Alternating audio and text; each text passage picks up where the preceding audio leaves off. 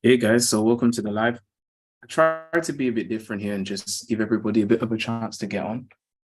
All right. Now I know you guys are all in different time zones, and I appreciate everybody on the channel who's watching the videos I create. I'm gonna make sure I keep on being more consistent and bringing you guys better quality as we go along. Now, we have a very important day tomorrow, and the precursor of the FOMC news and the interest rate decisions is going to be today. Now, usually with technical analysis as the foundation is, for those of you who listen to me regularly, you know that technical analysis is really, in terms of price action itself and looking at the price, is the fastest way to know you can predict world events before they happen. Everything that's going on from Credit Suisse to lockdown to inflation, every single aspect of world news that we see, the price has already pointed to it way beforehand. Because by the time it gets to news, you have to understand that, my fiance, soon to be wife, is a journalist. And how news works is, number one, you have to source the news. And for there to be a source of news, there needs to be someone providing that source, which means already there's at least a 1 day or 2 day delay between something being known and something being said. So in the same way, when it comes to financial news, which is based on calculations, is a lot easier and a lot quicker to work out, certain aspects of news and what the market is doing a lot earlier. So how I see it, and one of the ways that, I've been paying attention to watching how the market behaves, is to observe these trends. These trends don't come as a shock to me ever when the market does something that maybe it looks like a surprising thing that happened, but it's not necessarily a surprise. These are the kind of things that happen regularly, Credit Suisse and all of the other stuff doesn't surprise me how and what's happened. But the most important thing to do is to pay attention to what the market is doing. So I want to give you my pre-FOMC analysis and go through the initial part. I'll try to keep it as short as possible, just to go through the initial things that we're looking for in terms of price action. Now, with my students, what I've been starting off with each live session, and probably you've watched the little uploads that I've put of our sessions, is to focus on the dollar index as a primary foundation. So that's what I'm going to do. So I'm going to switch over to my Hugo's Way chart. Now, I use Hugo's Way because Hugo's Way has probably one of the best charts you could ever get or ask for when it comes to looking at the dollar index. Now, of course, this is the more complex marking that we're looking at. We are going to come back to this. But if I just grab a dollar index chart, Control B, delete everything, and go to the monthly chart time frame, probably this is one of the only brokers I know of which doesn't have the dollar index as a futures and derivative CFD. So that means at least you can look at the price action a lot further back, because with futures, as you know, they come in contracts of different months. And for IC Markets, which is my main broker that I use for my personal trading, not my funded account trading, is basically futures contracts of 1 month. So what that means is that you have to keep searching for the dollar index every single time the futures contract ends and a new contract begins, or the time scale begins and the last one expired. So it can be a little bit of work, and plus you only get the price action for that 1 month. So with the dollar index on Hugo's Way, I think is absolutely brilliant. You can see very clearly where price is supposed to go and where it's going. So to do a foundational recap as to everything I've been talking about, posting on LinkedIn and other places, let's have a look at where we are right now. So we have this supplier zone here. This supply zone here is a very strong area of liquidity. And what I'm going to do is I'm going to mark it out from the beginning so you get the foundation of where we are. So this is a monthly supply zone. And from 2017 until recent 2022, price was using this area as a key area of supply liquidity to support shorts. Even with this wick here, because the body of the candle didn't close above this area, there was no break here. The break started when the body of the candle on the monthly time frame broke. Now, that's a very important key when you're technical. When it comes to time frame, okay, I call this price contextuality, but the context of the time frame you're analyzing on has important, prefaces to what you look at and how you look at things. So, for example, I'm sure if I went down to the daily time frame and I went back to 2022 when this event happened, you can see that we have many daily candles all along here. But just because we had daily candles break on the daily time frame, it doesn't mean that the monthly should be treated the same way. Because if you did follow through with this, then what you would have done was say, okay, I'm going to look for a long now. When the price breaks here, I'm going to continue buying, and that would have been the worst thing you could have done. Okay, but if you looked at the monthly context, when you realize, well, it's a wick close and not a body close, so we operate differently. So where are we at the moment? Well, with this monthly supply flip zone, because price is broken above it, so supply has become demand on the market order book, so supply zone, flip zone here. I'll change this to black so that it's just easy to work with. So this is our monthly supply flip zone. Now, on top of that, the liquidity derived from here has produced a few important demand zones, which is the key one that we're looking at, to be fair, is this 2022 one. This is the first time demand was formed. And it's also the last major demand zone area where price drew liquidity from for us to get along. So if I use light pink to represent demand, I'm going to draw this here out here. Maybe I think if I drag this along here, I might be able to get this away from the candles. All right, here we go. So over here, this is monthly demand. So monthly demand, okay, over here, monthly demand zone. Here we go. So with the monthly demand zone that we have, there's a key induction that we were waiting for, and price did it last month, just last month. So in February, what the price did, which we really needed, was for the price to give us a south induction, or to take the low of the previous month, which will be an inductive trigger enough to produce a long. Now we're sitting on an algorithmic level where the price is pulling back from, and this is where the focus of our conversation is. Now, why I think this is important and you should be paying attention to it, because the dollar index, as I've been through before, now for those of you who don't know, I'll just put it up here.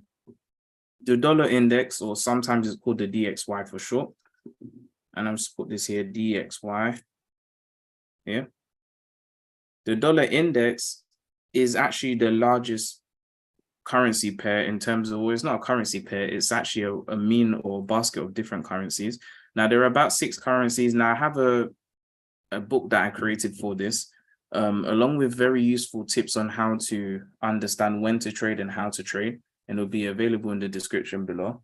Okay, it's called the WGA Liquidity Times. I believe it's version 1.2. Okay, but nonetheless, that booklet is there for you guys to be able to have access to. So those materials there, I created them for this very purpose, to give everyone the opportunity to have these tools at their disposal. So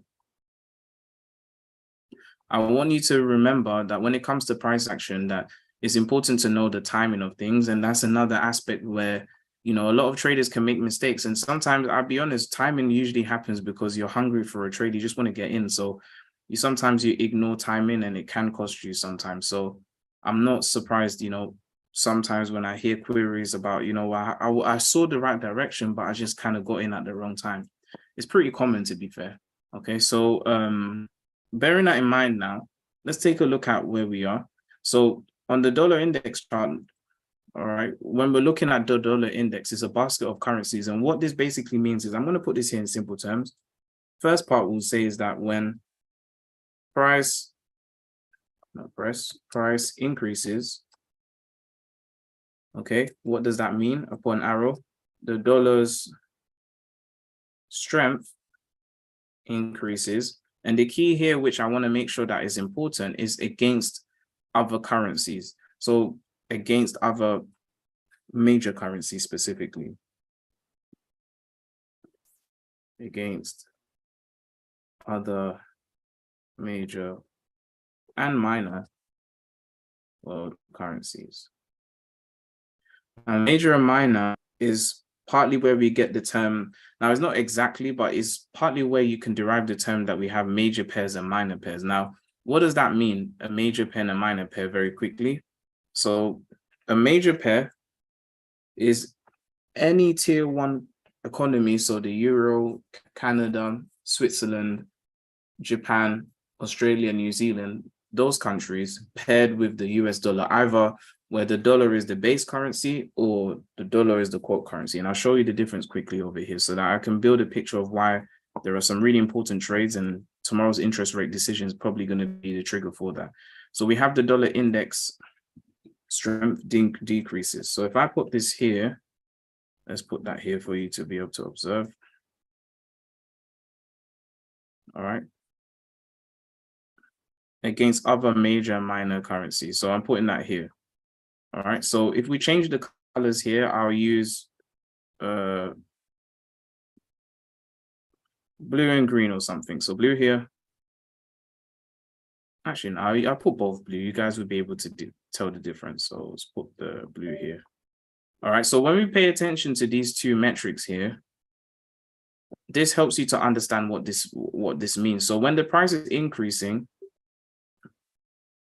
all right, what that means is that when the dollar strength is increasing, so USD X, so that means the US dollar is the base pair, and X is the quote currency, okay? And quote X can be Swiss franc. I'm just going to give you a few examples: euro, pound. Okay. Now in this case, we don't usually have USD GBP. It's a very strange thing to have compared to what we've seen. Not that is a strange thing to actually have in the market, but brokers don't usually have a USD pound. It's usually pound USD. Okay.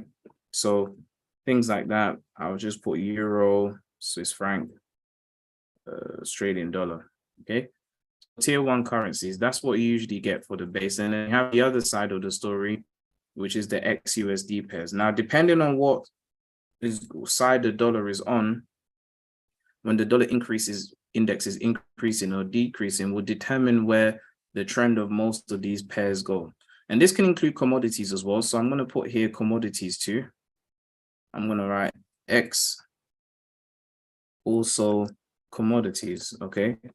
Now, I know we trade gold like it's a Forex pair because of the ease of access to be able to do so. But we have, for example, XAUD, which is gold. We have XAG silver. We have oil also, which is on the other side. It can be oil.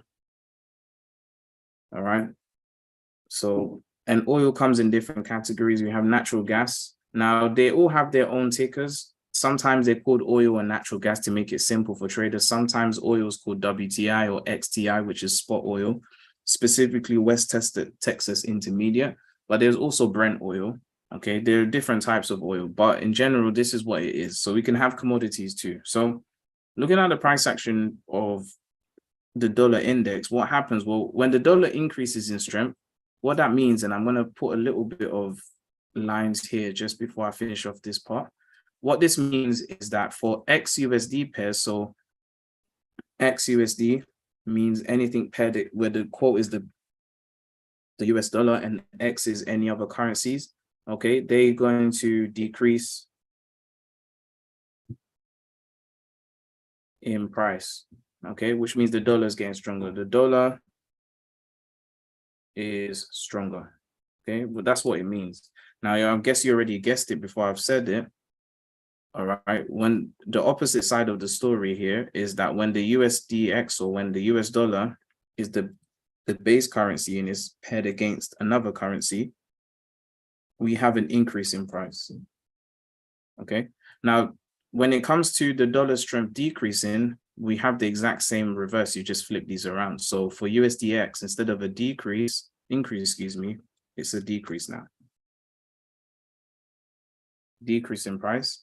And then with XUSD pairs, we have an increase in price. And this is a general trend. There are always going to be, of course, deviations because of fundamental factors. But in general, with major pairs, which is why one of the reasons why they're advised to trade, and I advise you to trade them.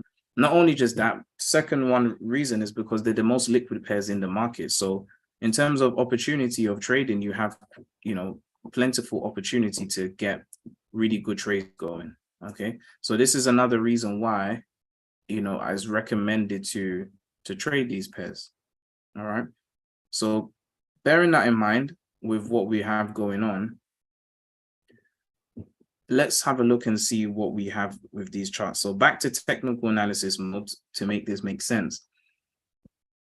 Right now on the monthly, the price is done the initial induction and is pulling back for this final move. So you probably been hearing me say final move, and you probably think that is clickbait, but it's actually not. It's like,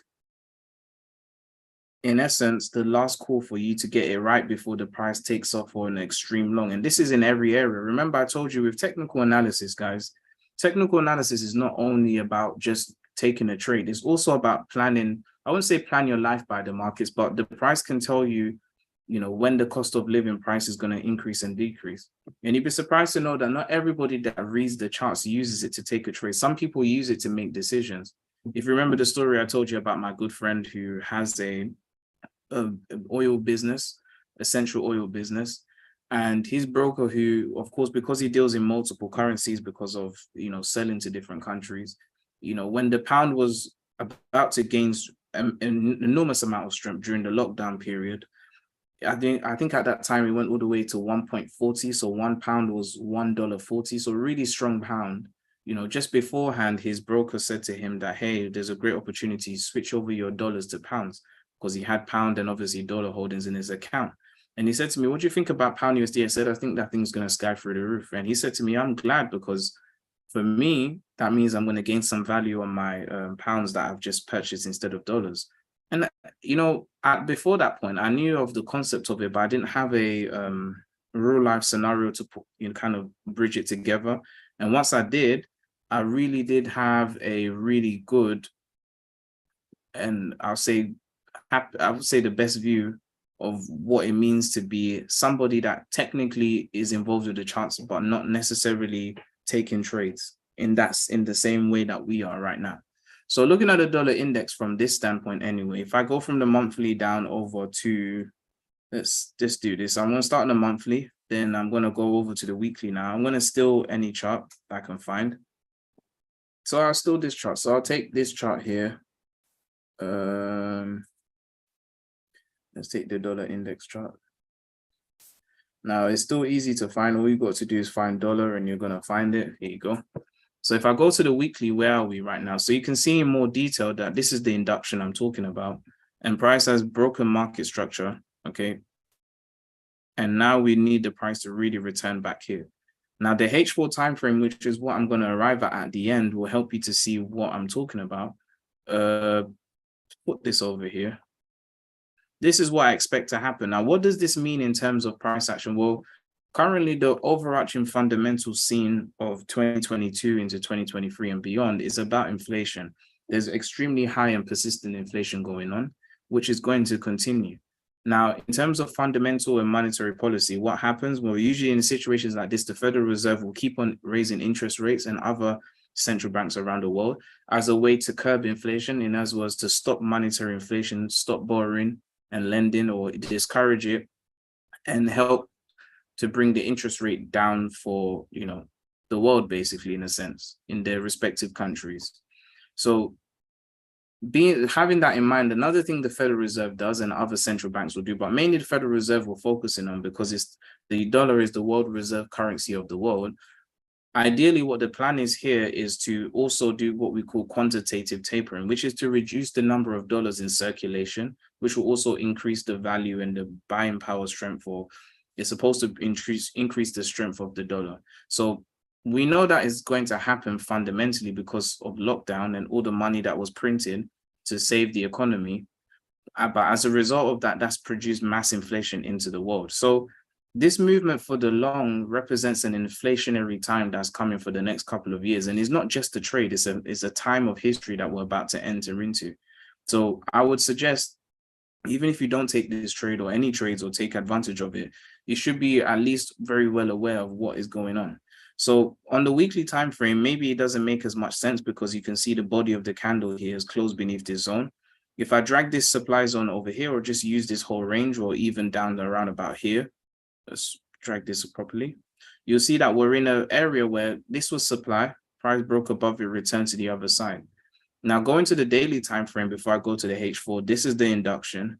This is the initial move we've had, all right? And then we've had something very important here. We've had a type of induction that produces not a full reversal or a strong one, but a reversal enough to get you back to a strong area of order block liquidity. So for example, this is where the range is that we should be looking at. Now, the famous screenshot that I've been sending out to everyone is this complex chart right here, which is really the markings as to exactly what's going on. So you can see the line up here represents the slow moving reversal that we're looking for. Okay. And this is what we should be ideally looking at when it comes to taking our trades. All right. So when it comes to taking the trades that we're looking to take, I want you to kind of have it in mind as to what the price is trying to do here. So let's bring this up here. So before I break down this complex chart one more time, let's go to the daily. So what are we looking for? Really, we need a return to demand. But there are two scenarios of how this price could go long. Now, as I've been saying recently, I do think that scenario two, now there's two scenarios. If you don't know the two scenarios, I'm going to give the link out in a moment for the LinkedIn algorithmic group so that you guys can be in a group. And as I said, guys, I'm still looking for at what you guys think. Should I add all of the code inside and the programming teachings that I'll be doing to this channel, or should I made another channel just in case, but I'm not revealing the name yet. But if I should separate it, I'll make another channel and focus on programming on there and kind of separate out the interests, which is what I'm thinking to do. But I still would like to hear from you guys because it's about you. So looking on the daily time frame, we need the price to return here. Now, the magic H4 time frame we've been looking at, this is what I'm observing, and you should be too. All right. And I will go through what this means in terms of what the news is going to do. I'm going to get there. So first things first, I'm going to start with the scenario number one. How did I arrive there? Well, there's this supply area here, which from the 16th of January until February the 1st, price was using this area as an area of supply. So when we had the strong break, which came from the news and the return, we had an induction of the previous week's low by that new week's low, which produced a long. Now with that long, it left behind a very key demand area here, which is where the price has dropped into right now, which is supposed to be scenario one for the price to reverse. Now, after doing careful study and analysis, and I'm going to try and see if I can use some different colors here to kind of give a different view to things. Yeah, let's do this. I use the deeper light coral. Okay, maybe I need another color. I'm always testing out colors, guys. So yeah, I'm trying to find colors that you guys can see clearly and we can work with. So yeah, something like this. So now the price has come to scenario one, which is when the price returns here, the dollar should be breaking forward and going for an extreme long, which is what the expectation is. However, after careful study and looking at the price action, I do think that we are going to reach down to the initial target, which is right here. Now, this very big grand white area, which is, I'm going to draw it for you from here to here, is actually the daily zone. Now, maybe if I use another color, maybe it will be a bit more clear. Now, wish me luck, guys. I'm going to try a color. Let's see if it works. Terrible. Let's try another color. Okay, green. All right. So if I go back to the H4, this kind of greenish kind of color we have here, and then overlaid with this very bold pink zone. In fact, I may be able to do this. If I take the same color I just used, probably be able to, yeah. All right. So we'll do something there. I'll change this out, see what happens. All right. So we have a nice color now, guys. So this area here is H4 demand, and I'm going to draw this here. This is a H4 demand zone nested within a D1 demand zone. So H4 demand zone. I'll make this 12. All right. So this H4 demand zone really is a key area of price. And what's more important here that I want to show you is that from this range right here, this pink area here, we have a liquidity void. So this is a liquidity void, or some people may call it a liquidity imbalance. Okay. But I prefer to call it a void because voids need to be filled with something. All right. It's just a way of remembering, but this is an imbalance of liquidity and it is news driven. So there's no surprise there. Now, usually with news, if I put this here, this is a liquidity void for sure. I'll call it an LV, and I'll say this is the February Fed news. All right, trigger. So the February Fed news trigger is what made the price do what we're seeing right here. All right. So I'm going to try and take this down to blue and make it 8, make this blue as well so that it's just clear. Here you go. So this is the February news trigger. Now, surprise, surprise, in March, we have interest rates decision tomorrow. Now, the price has broken this H4 area, which I was discussing about, which when I sent out the analysis I did with my academy students. Now, for me, there's only a few things that, well, to be fair, there's only one thing that can cause the market to produce this many pips in a small space of time, and that is news. And surprise, surprise, we have the March news coming out tomorrow. And it wouldn't surprise me if the US dollar, for example, they didn't do an interest rate hike just for this month. And then the March news, okay, fills the liquidity void. So fills the liquidity void. I'll just call it an LV filler for short, and I'll use red here. Now, usually when this is probably something that should be common knowledge by now to traders, but when the market is in very high states of volatility and just prices just going crazy all over the place, those are the moments in history where, usually you should be looking for the reversal trade, because the panic in the news is designed to make you lose focus on the actual direction of the price. Now, the only pieces of news that can do that are Wednesday, Thursday, and Friday's news. Now, Thursday, we have to omit that because that news is pound news specific. And so that doesn't account to us. But Wednesday's news has a lot to do with us. And that news is very specific to us because we need that news to be able to have some liquidity in the market for the dollar. So my assumption already is that most likely the dollar index is going to return to the other side of this demand zone here, which was also a key area of demand, as you can see, till price broke beneath it as predicted. And what I do think is that once the price enters into this supply zone here specifically, wherever you're looking for, and I'm going to write our trades, we should be looking for shorts one more time. I think that the Federal Reserve news is going to produce a negative result and cause the dollar to push all the way down here, or at least very close to this area. And this will be where our exact targets are. So what does this mean right now? Well, it means for trades that we're looking at, it means that USD X pairs, okay, should be going short, okay? And I'm going to put this here in a nice color that we can use. So let's try just a bright blue. All right, so this means USD X pairs are short, and I'm just going to leave this here for now so we have some space. And it means that XUSD pairs should be doing one more long.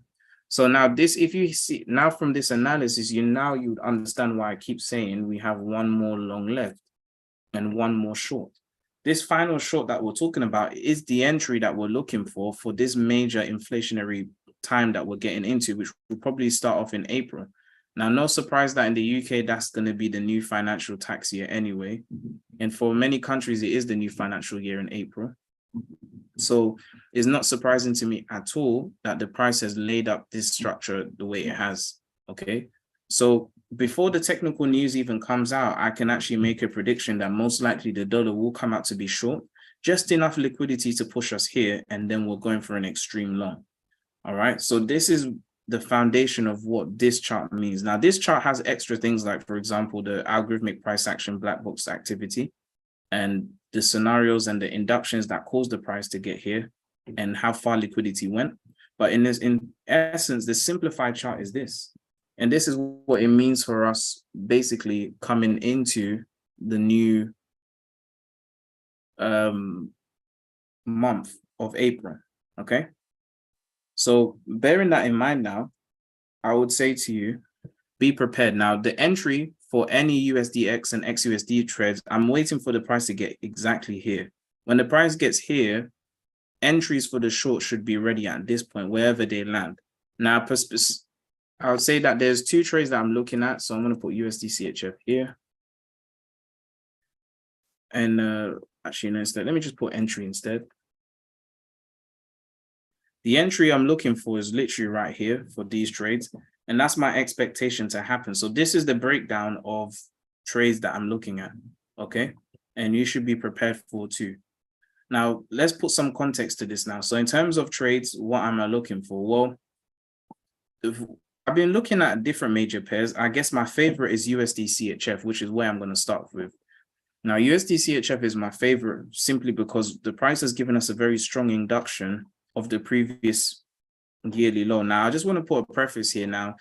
Every major pair, which most brokers help you out, if you scroll up to the top here, they usually put the major pairs or the main ones that everyone can agree on in this kind of a different color from everything else. So in this case, on Hugo's Way, they're all light blue or baby blue. So you know that these are the major pairs. And to be fair, those of you who are new traders aspiring to grow, these pairs are enough for you to make a lot of money. They're the most liquid pairs in the market. Euro USD alone, usually the volume is about 26% of the $6.9 trillion of volume that goes through the market every day. So Euro USD, ideally, is probably one of the best pairs to trade now. Because it has a lot of liquidity, there's a lot of manipulation that can happen. But compared to something like, for example, and this is no disrespect to any country, but for example, the euro versus the Mexican peso, the reason why these would be called what we would say exotic or minor pairs, I'll say these are more exotic, is because when you think about exchange rate, guys, around the world and economy, the currencies at the top here are larger economies and are in use more of the time. So when people are exchanging to go on holidays, of course, we go to all different holiday resorts. But for example, Europe itself, there are at least, I don't know how many countries there are, but I can think of at least 20 countries that are holiday destinations that use the euro. So for example, France, Italy, even on this side of the world in the UK, I believe Northern Ireland, they use euros as well. That's three. Okay, we have Switzerland doesn't use euros, they have their own currency. But because they're an economy that houses basically the largest companies in the world with their tax haven, it makes Switzerland also a major economy. Okay, and I can name different countries that use the euro. Then I forgot how many countries are in the European Union, but all of the countries that are in the European Union use euros, and any country that's in the European Economic Area, but they don't use euros, will probably have some in their safe holdings because they're surrounded by euro using countries. So this is what makes the euro a very strong tier one currency in the economy, because it's exchanged a lot, and one exchange equals to volume. So if you have millions and millions of exchanges going on, it makes your currency have a high volume and high volatility. So that's the reason why these are major pairs and why you should trade them, because volatility equals to opportunity with good risk management, of course. Okay. So USD CHF, which is the main pair I'm looking at, has taken the low of the previous year. Now, one of the things that I was hoping for, and it did, as we discussed on the live here, and maybe if I just take this off, it will help for you to see what I'm talking about. The price needed to get into this supply zone because we needed supply liquidity to push us back down here. And we've had that move. Now, USD CHF has one final short left to do. And I've been talking about it, and I think I sent the screenshot of the movement. So if we go a bit further here, you can see the actual induction in action. We've had the initial demand area here where price went into. I'll draw this out here. Now, my only problem with USD CHF, why I didn't buy into the long that's happened recently, I explained to you why. It's simply because, and it's showing on almost every pair, is very obvious, is this area right here. If I draw a H4 area for you like this, all right, and then I go down to the H1 on here, and I show you this zone. So guys, can you see it's even more clear on Hugo's Way than it is on IC Markets. So on Hugo's Way right here, when the market opened for a new day, which is this candle right here, and maybe I need to switch to red to kind of, well, you know what, I'll even switch to yellow, maybe like an orange or like a yellow color, so you can see. So see, I did remember my UI UX analysis of colors. So over here, the price took off for an extreme long. But if you notice, we have unfulfilled efficiency. So unfulfilled efficiency here. So this unfulfilled efficiency of demand put us in a position where the reason why I personally didn't take this trade, it did everything I wanted it to do, apart from this last movement, and then took off for a long. And immediately it did that. I didn't trust the price that this is the initial long that we're looking for. I think this was like a initial market structure break. I wouldn't say necessarily a fake out per se. It could be a fake out because probably there's many people holding here, but the price didn't do the full move that we were looking for. And as a result of that, I didn't take the trade, especially because it also happened at the beginning of a new day. Now, again, referencing the book, which I'll make sure the link is provided for you, about liquidity times, USD CHF is not an Asian pair. It's a Euro, London, and US pair, which means that the major times of liquidity were volatility. And this is not science of, or something complex. It's quite straightforward and logical. If you think about it, people that are trading in Switzerland, or, most of the exchanges and banks, most of their activity will happen, at the 9 to 5 of their time. So for example, the US compared to me in the UK, they're about 4 hours ahead on the West Coast and 5 hours ahead on the East Coast, I believe, something along those lines, or 5.5. Okay. Europe is in my domain, so almost an hour ahead, maybe maximum 2. So you got to think about it, that at 10 o'clock at night, or 9 o'clock at night in this case, because the market time has gone backwards by 1 hour. At 9 o'clock at night, everybody in the US, all the banks in the USA and Switzerland, in terms of people, are closed. Yeah, there may be still algorithmic trading going on with their systems, possibly. But in terms of the actual people who run the systems, they'll be asleep in their bed. So there's no way that there should be a strong amount of liquidity coming in at this time, or any major movement, or even an entry, because entry is something key, because that's where placement of orders have been fulfilled and extra things of that sort. So I didn't trust this at all. And I'm actually short for USD CHF at the moment. That's my view on it. Now, another thing is that now if I draw this line here, because of course yellow doesn't work with white, I need to go back to like a red or something. So if I draw this here, now USD CHF was a trade I was in yesterday. I did get some profit out of it. This was the induction that we looked at. Now I made a mistake. I gave a trade for an entry somewhere around here, but there was no break of market structure, which is what I told my students. So the price came back here in the London session up over here, gave us another induction, and since then has just been melting short. Now, my first targets, which makes me sad because I wish I was in this trade, have just really kind of come in now. So the price has hit the first target, which I was looking for. And the final target for USD CHF is literally right here. And then from here, I'll be looking for extreme long entries for the long term. Okay. This is what I'm looking for. Now, the unfortunate thing, and of course is unfortunate, is that I was hoping that the price would give us one more chance and get back in here. And it may still happen. The price is inside of demand right now. And this is kind of a quick shout on a trade call. If the price does return back into this supply zone here, this will be a great point to get your entry going. But from the way the price went on, the manipulation bar that formed in the London session at the open of it, I don't think the price will come back. It didn't come back whatsoever, but it broke market structure beforehand, even this swing low here. So if it came back even here, maybe around this area, I'll take it. We'll just have to wait and see. Now, mapping this with the dollar index, of course, the dollar index needs to get into this supply zone area here to continue going short. It's not there yet, so there might be a slight pullback chance for us. Okay.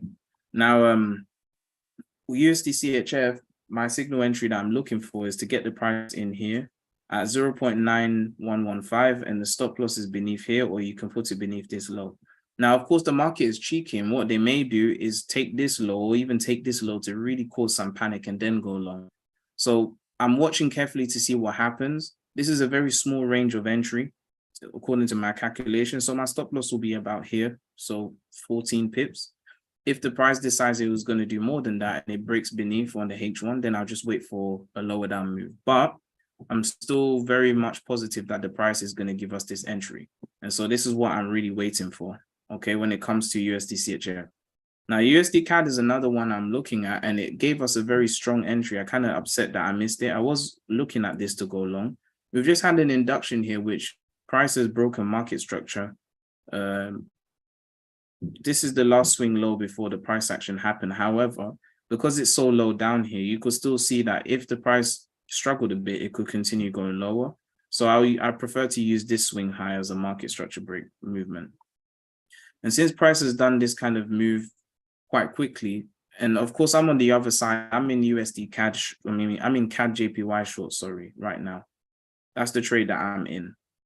The price has kind of hung around for a bit, so I'm still waiting for it, but to continue going short. But I was in CAD JPY, so the opposite side of USD CAD. So with this movement here, I'm expecting the price to at least give us either a full-on reversal, because these highs are equal, they need to be filled, and of course there's an obvious liquidity void here that needs to be filled out, or it's going to give some sort of pullback entry of some sort like this, and with tomorrow's news the price could go long. My only thing is though, is that there's a liquidity pool hanging here, that I don't like. And of course, every single aspect of price matters. So when the price takes this high, I really do want to see what happens with the price, if it's going to continue going short, because the market is not going to give away any pips easily. And if the dollar news tomorrow makes the US dollar negative, then USD CAD will go short too.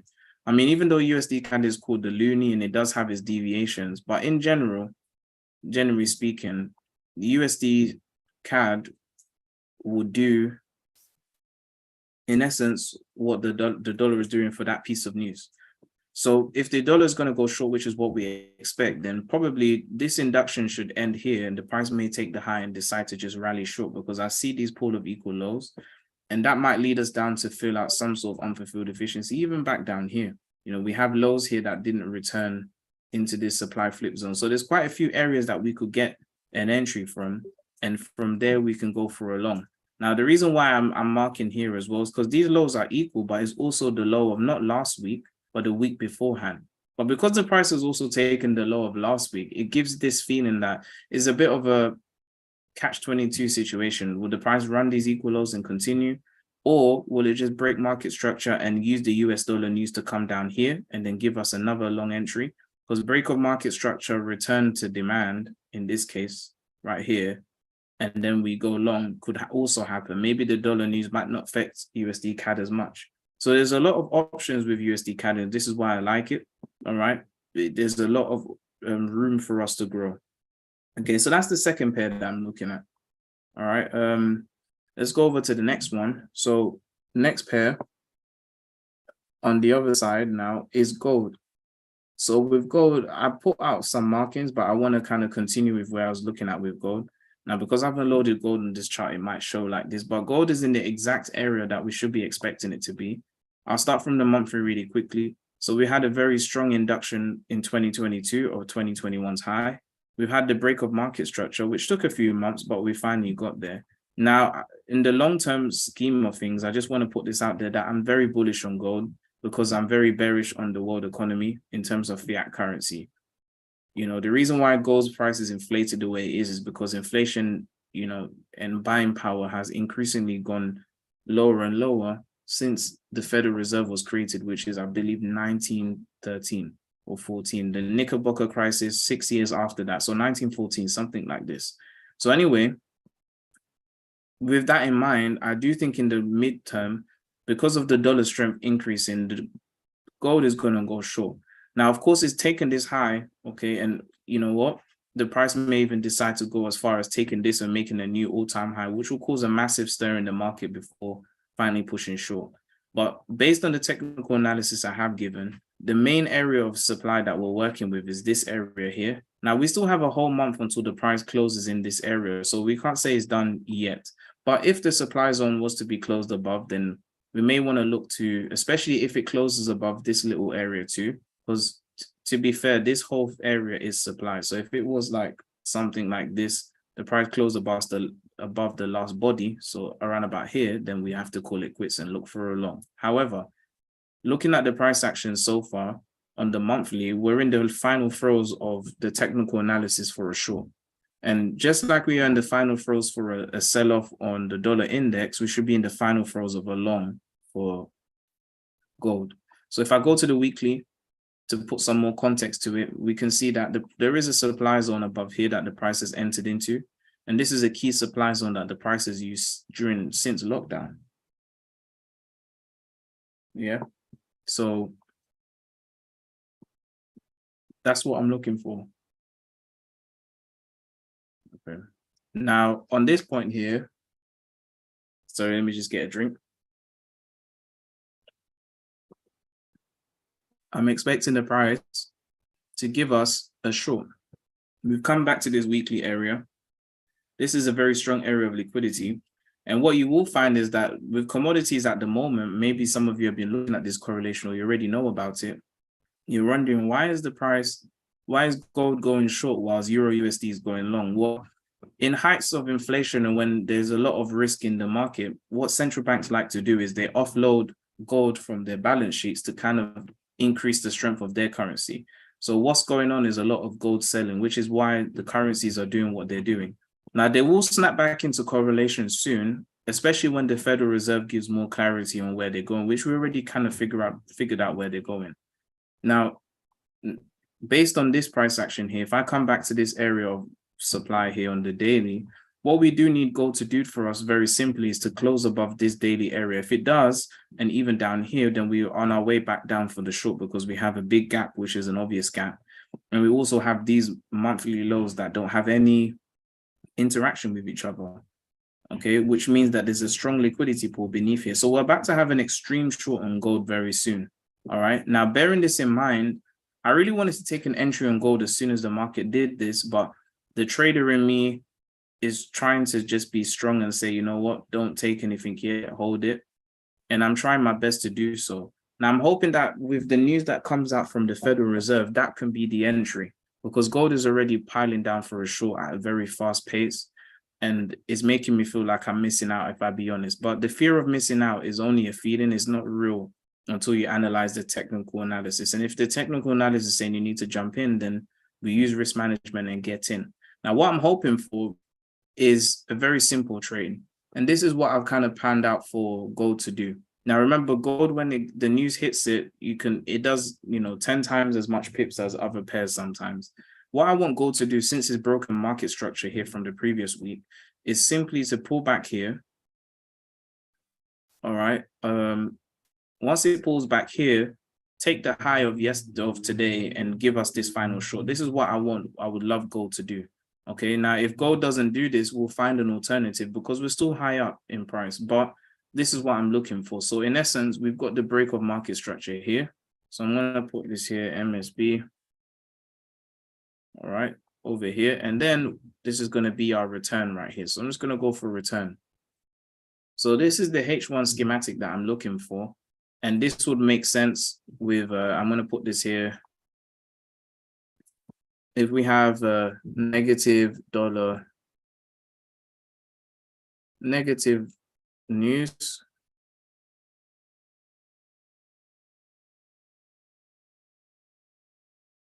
Fed news, this is what we should have. Okay. And then from here, we'll look for the return.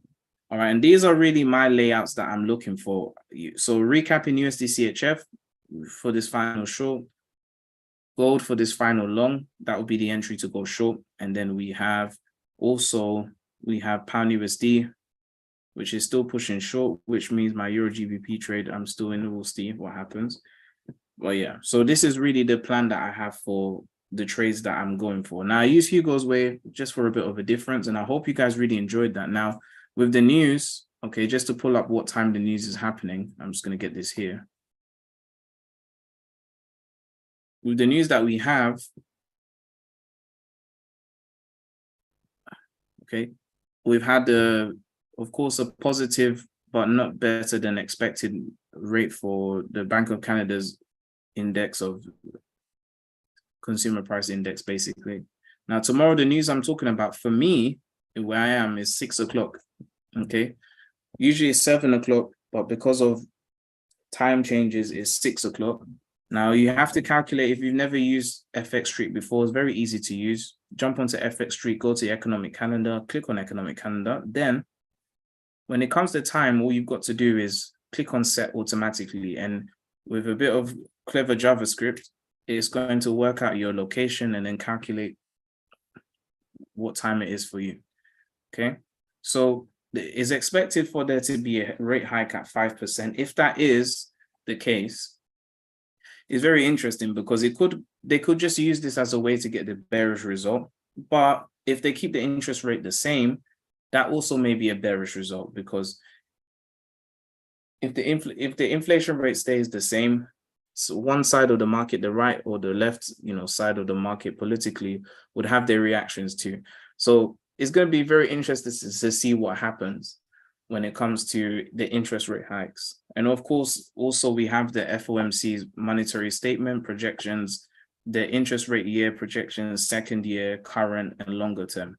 Now, it's very interesting that they've added this in here because they know inflation is going to be a problem. So they've added in projections, which I've never seen before in the history of trading. So things are getting really interesting, guys, right now. But again, based on the analysis of what we've had, I guess we should be definitely prepared to see what happens. Now, when I knew that inflation was a problem, apart from looking at the charts, is when the Swiss bank switched from having negative savings rates to a positive one. That's when I knew that it's all over, because before, the Swiss National Bank used to have an interest rate of minus 0.75%. So in that sense, saving wasn't encouraged. It was spending that was encouraged to keep the economy going. But now it's gone the other way. But I guess in general, Switzerland is still a lot better than other countries, who are dancing around the fours like my country, 4.25 and etc. So let's see what happens anyway. All right, guys. So I'll catch you guys later on. I hope you enjoyed this live, everybody.